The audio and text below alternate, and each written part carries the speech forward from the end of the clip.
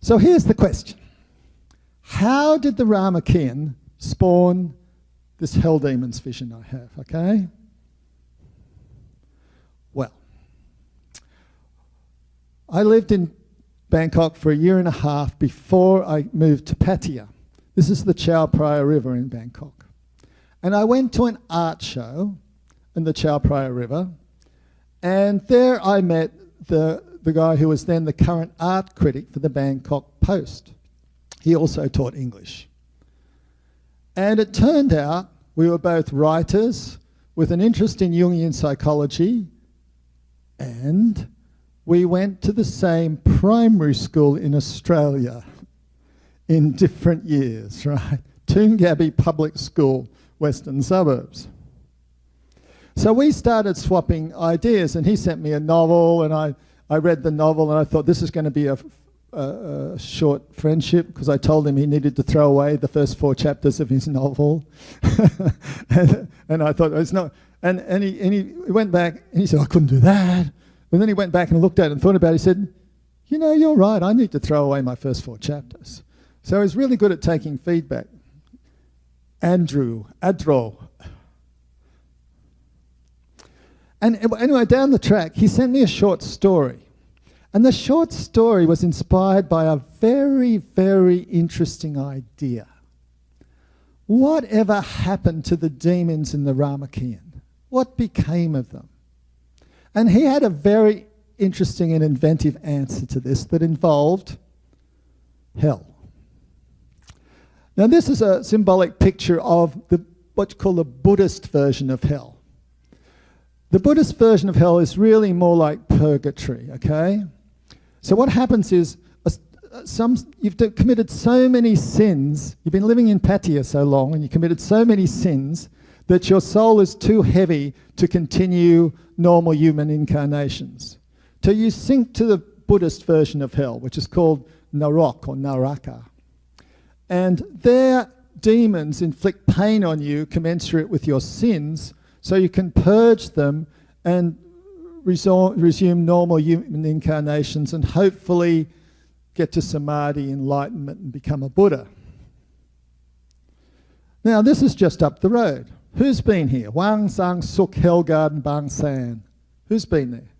It's not that far away. Hire a bolt and go there. Don't go there on a Sunday, because it's the nearest beach to Bangkok, and all the Bangkok people flood down on a Sunday.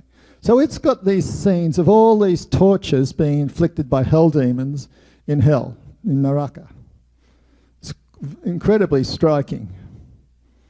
So you can see all terrible things being done to these souls who deserve it. This woman, I presume, has not been terribly faithful, and this woman's having the squeeze put on her. Maybe she put the squeeze on other people, I don't know. Maybe she was squeezing some guy for money, who knows. As you can see, this bird eating entrails and stuff, etc. And by the way, last time I went there anyway, it was free, and kids can just wander in, you know. There's no age limit, okay? Yeah, see, this is what happened to you if you keep, you know, misbehaving, right? The boogeyman. And see this one here, I assume she was told a lot of lies. I know it's hard to believe that a Thai woman would tell lies, but, you know. So that's Naraka on the rock. You really want to go up there, Bang San, sometime and have a look. So he had this vision. That's where they've been. They've been serving as hell demons in hell. And this short story was this one demon comes out of hell searching for the reincarnation of his son. And then it becomes a bit of a Marvel comic thing, and there's planes bombing them or whatever. But I thought, wow, this is a really cool, fresh idea. These hell demons coming out of the Eastern version of hell. Because you think of all the big fantasy visions, Harry Potter and Lord of the Rings, they've all got Western mythological backgrounds, right? They've got witches and warlocks and vampires and elves and dwarfs and stuff. But this had an Eastern mythological background. So I thought, this could be much more than a short story. So how could it be more than just a short story? So I came up with this idea. 8 demons have deserted their posts in hell. They're hiding amongst us in human form, manipulating the course of mankind. And a good demon, Pipek, the good one, is sent out of hell to track them down one at a time and drag them one at a time back to hell. Okay?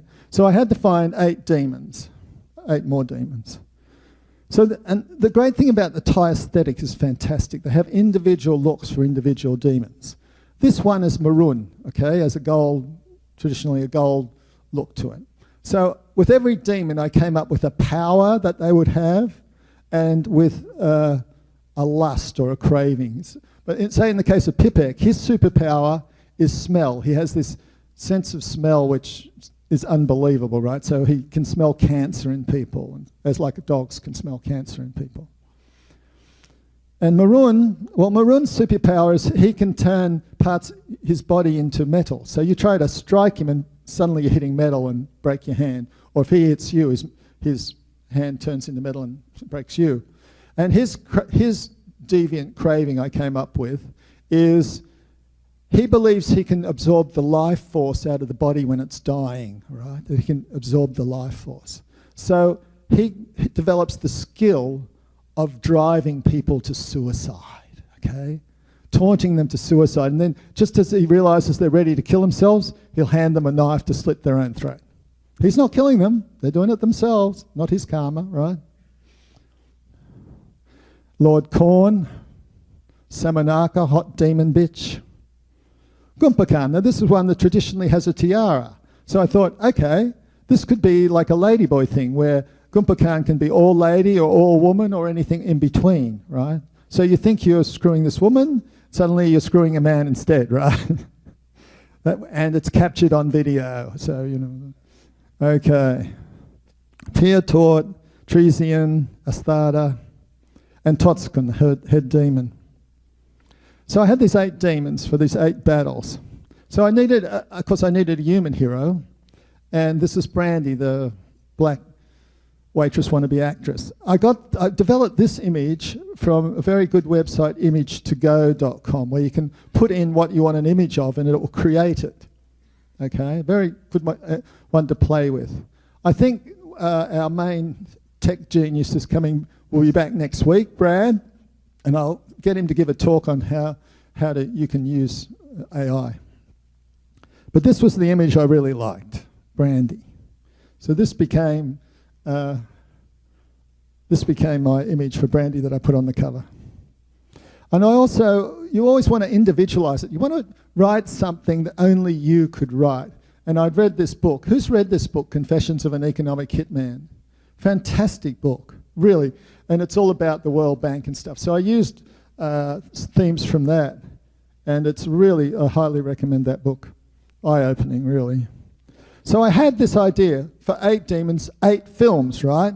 HellDemons of LA, HellDemons of New York, HellDemons of Las Vegas, HellDemons of Washington. Anybody think there might be some demons in Washington? Maybe.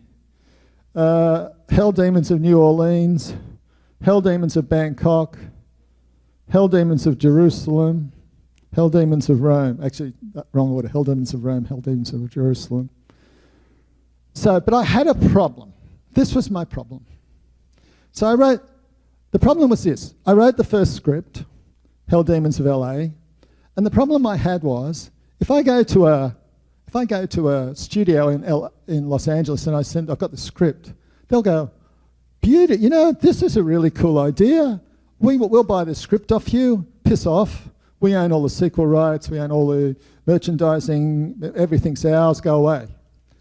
So I thought, no, I don't feel comfortable with that idea. The reason J.K. Rowling is a billionaire is because she wrote a novel, right? She controls all the intellectual property, okay? So I thought, I'll turn the first script I'd written, HellDemons of LA, into a novel. And novelization's usually boring as, but I had a cool idea. I would write it from the perspective of Pipek, the demon who'd been sent here to track down the demons and drag them back to hell one at a time. I would write it, he was writing it, okay? And of course, he hadn't been on Earth for thousands of years. It's like, so if you've never been on Earth for thousands, how do you describe glass? How the hell do you describe glass to somebody who's never seen it, right? And he's in the coffee shop, he's talking to Brandy, and he's seeing these women in high heels, okay? And he's going, why the hell are they wearing these? And Brandy comes to serve him, and she goes, these strange sandals that the women are wearing, they're forced to wear them to stop them running away from men, yes? And she says, no, they're to make men run towards you and to make gay designers rich, right? So he has this very warped way of looking at things. So I turned it into a novel, it was a really good write. You're inside this different stranger in a strange land's head. But then I had another problem, as it turned out, which is that nobody wants to read fantasy novels that are short. They all want to read these massive fantasy novels. So what I did was I then combined HellDemons of New York and HellDemons of LA into one story. And it's actually much better for that. And I had to write it from the perspective of this lady, Brandy, right? Brandy. And this was an interesting question. This is a girl who never finished high school, a black girl who never finished high school, a very disturbed home. And so I thought, I'll try to get a handle on how she might talk. And I got hold of autobiographies written by self-confessed black skanky hoes, right? And I read them, and they read like they were written by some white university graduate, okay? And they probably were. They were ghost-written, right? And so it didn't have the voice of these women. People come to me sometimes and they ask me, I want to get my autobiography written, thinking about ghostwriters and stuff. I say, get a tape recorder, tape record yourself reading about your life, right? Tape record that, get it put into a written form, bring in a professional editor. Because then it will be your voice and not the voice of some white university graduate, okay?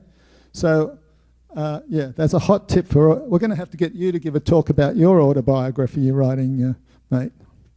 So I had to really come up with my own unique way of Brandy talking. I'm looking at Linda, who's read it, reading the book. So it became HellDemons 1, Initiation, a very 106,000 words, basically 400-page novel. And I was going to release it early December, and then I realised I could tie it in with Halloween, or as I like to call it, Halloween. Okay, so I was under a time pressure to get everything ready by it goes live on the 21st on Amazon. Halloween is coming, and so am I. Be afraid. Trick or trick. Happy Halloween from HellDemons. This year, for a change, don't be a Halloweenie, date a HellDemon. You know you want to. Linda over there has started reading it. She went to the website where you can read the first few pages of the book, first 10 pages on one of the things, and she said, wow, this has really sucked me in. I really want to read the book. So I sent it to her. And you're about 50% of the way through now, Linda? So she was kind enough to write a review. So this is her review. Wow, where to start? I'm only 40% through this novel, and it has had an effect on me like very few novels I have ever read. The characters right from the front paragraph are palpable. It is written in a way where I can put myself in Brandy's place and feel what she is feeling. The novel is compelling, exciting, and thought-provoking. There are many references that have brought me to tears, and some that are related to today's modern advances, whether good or bad, that have left me challenging my own current actions and wondering, is there something different or possibly a better way to act on a basic level? Anyway, I love this novel. I look forward to reading it again and again. And I also look forward to future novels by Ren.